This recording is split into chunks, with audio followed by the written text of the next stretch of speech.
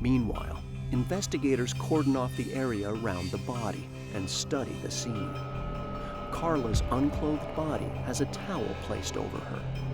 We didn't know whether or not this perpetrator took her clothes off to control her or that he was attempting to commit a sexual assault.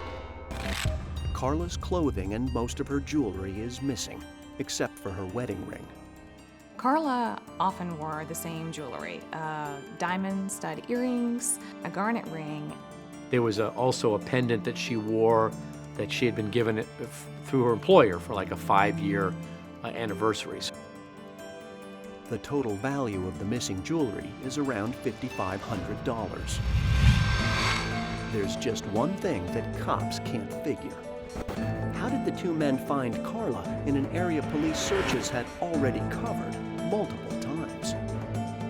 We didn't see Carla's body. There was early searches by either air, helicopter, or by teams that we sent in on horseback or on foot. The fact that they had found her, it was suspicious. They are Chris Glantz and Jack Sambert, and right now they need to explain how they were able to accomplish what 100 people couldn't. How did you and your friend discover her body? I told Jack, let's go back and keep looking. When the men revisited the area where the SUV was spotted, a breeze began to blow.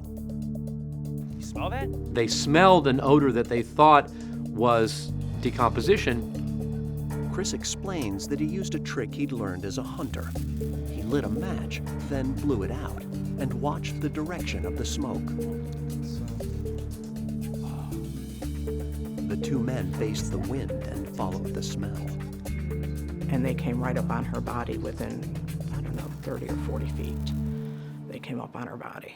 It's a plausible explanation, but there's just one problem. Chris had been arrested in the past for sexual assault, and so we factored that into, our thought process. So when the detective asks Chris Glantz where he was the day of the murder, he gets a pretty good answer.